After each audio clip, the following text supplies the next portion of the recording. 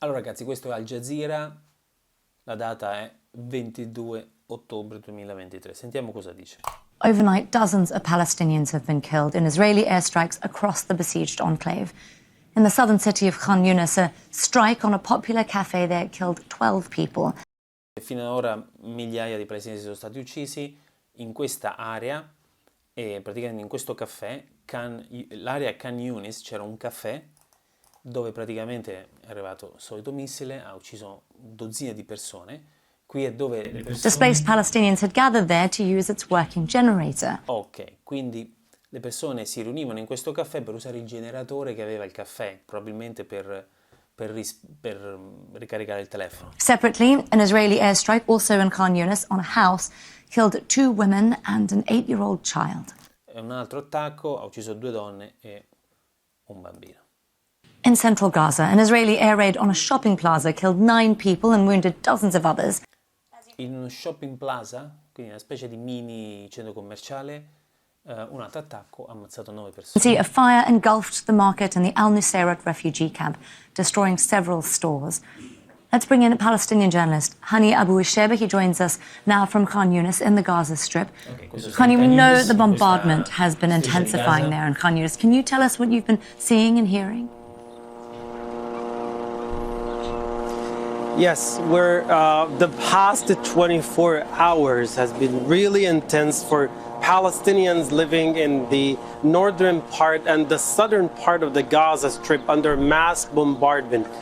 This is the part in which the Israeli military ordered Palestinians from the northern Gaza to evacuate to only find themselves under mass bombardment.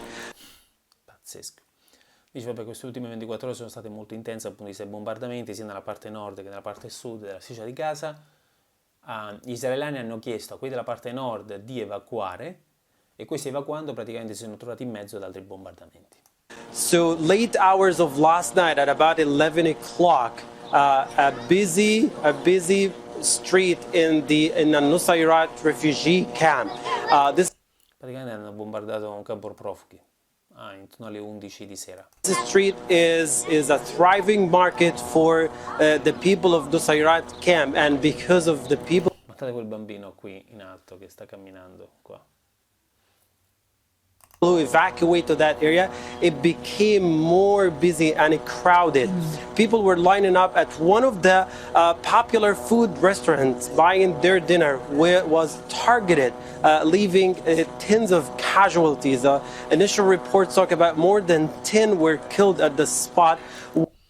C'è un ristorante, stavano facendo la fila per comprare da mangiare e hanno ammazzato più di 10 persone. One of those victims is a Dutch national, a woman carrying the Dutch nationality, killed in the attack on a Nusayrat market in Nusayrat camp in the Uno di questi persone uccise era una donna danese. Middle areas of the Gaza Strip. It's interesting to know that this lady, since the beginning of this airstrike campaign, has been going forth and back to the Rafah crossing, trying to leave, but could not. Her last attempt was yesterday when the humanitarian convoy was allowed to enter the... Dice, questa donna aveva provato per 4 volte a uscire da quest'area e non c'era riuscita. L'ultima volta che aveva provato era ieri con un convoglio che era stato al quale avevano dato la possibilità di muoversi. Palestinian side, but she could not make it out of Gaza, and later on that night she was killed in the attack. Non ce l'ha fatta. La stessa notte è morta. Another major attack took place in the city of Khan Yunis, a very crowded cafe, and the reason people went to that cafe, it's because it had a little bit of electricity, a small power generator. Sta ridicendo la stessa cosa, quel caffè con il generatore dove la gente andava. So what everybody thought that they could charge their phones, get their power banks full, or get a little bit of internet just to see what's going on, as people have been blacked out. Cioè, voi vi dovete rendere conto che questi non c'hanno niente, non c'hanno internet, non c'hanno niente, quindi andavano in questo caffè dove c'era un po' di internet, cercavano di sapere delle notizie, ok? For the past 15 days of these miserable events. Honey, you mentioned the humanitarian convoy there. We know that these 28 trucks made it into the Gaza Strip. It's obviously nowhere near enough, but it's hopefully a start.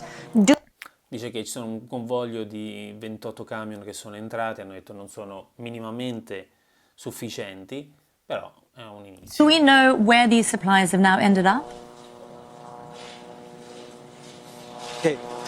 Well, we just learned half an hour ago that those 20 trucks who were allowed into the Gaza Strip are still outside the Palestinian gate, just a few meters away from the Palestinian gates, and were not allowed to move away from the Rafah crossing. Wow. Praticamente ancora non sono entrati a Gaza, stanno ancora in questo Rafah, che è una parte del Sinai, fa parte dell'Egitto, quindi la parte sud, e stanno praticamente a metri dal confine, non li fanno entrare. So they are still there, and now the plan was these 20 trucks would move from the Rafah crossing, enter Gaza, all the way to Deir al-Balah city, to a designated United Nations warehouse. It's important to mention that these humanitarian aid are only intended for the southern part of the Gaza Strip. E questi aiuti umanitari sono intesi solo per la parte sud della striscia di Gaza, probabilmente perché sono talmente pochi che non ci arriverebbero neanche al nord. None of these humanitarian aid is going to the northern part or Gaza governorate. And it's also... C'è il simbolo della World, dell'OMS, sta a posto. It's important to point out that these are only medical supplies and food supplies. There's no fuel supplies in this humanitarian convoy. Ok, quindi è materiale medico e cibo, non c'è nessun tipo di benzina per i generatori.